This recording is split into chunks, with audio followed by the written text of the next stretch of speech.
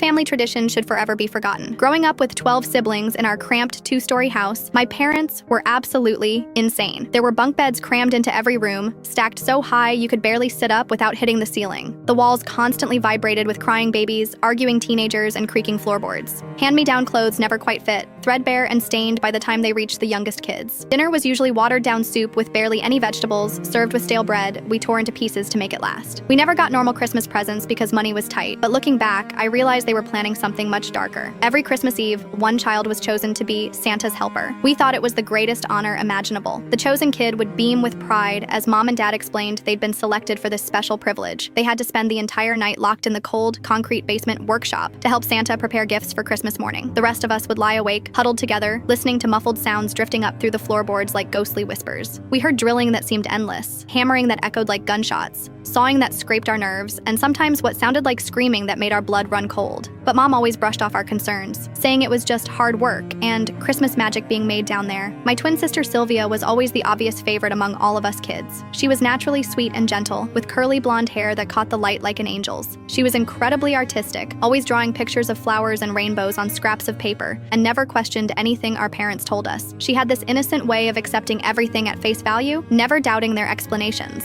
Last Christmas Eve, when we were both 8 years old, she was chosen to be Santa's helper. The rest of us were genuinely jealous. Sylvia practically glowed with happiness as Dad led her down the creaking wooden stairs. I remember lying in the top bunk that night, staring at the water-stained ceiling and counting brown spots. My younger brother Jake was tossing and turning below, and I could hear other kids whispering nervously in the darkness. The sounds from below got really bad around midnight. Sylvia's screaming was completely different from previous years when other siblings had been chosen. It was more desperate, more raw, more terrified, like an animal caught in a trap. When I tried to sneak downstairs to check on her, Dad was waiting at the basement door like a guard. His eyes looked wild and unfocused, and he blocked my path, firmly saying Santa needed complete focus for his important work. Christmas morning came gray and cold, but there were no presents under our pathetic little tree. Dad nervously explained that Santa was running behind schedule, and we would get our gifts later. His voice cracked, and he kept wringing his hands. But Sylvia never came upstairs for breakfast, lunch, or dinner. When we kept asking where she was, our voices getting more panicked, Mom would start crying uncontrollably and repeat that Santa took his very best helper back to the North Pole with him. I snuck down to the basement that afternoon while everyone else was napping. The door was unlocked for the first time in hours. What I found still haunts my nightmares. Sylvia tied tightly. There were fresh drill holes in arm. A crumpled note nearby was written in Dad's unmistakable handwriting. Practice makes perfect helpers. I screamed louder than I ever had in my life. The police arrived within hours after neighbors called about the noise. Sylvia miraculously survived. All 13 of us kids were immediately separated and sent to different foster homes scattered across the state. We haven't seen each other since that terrible day. We miss you every single day, Sylvia. I hope you found a real family who loves you properly. That was 25 years ago.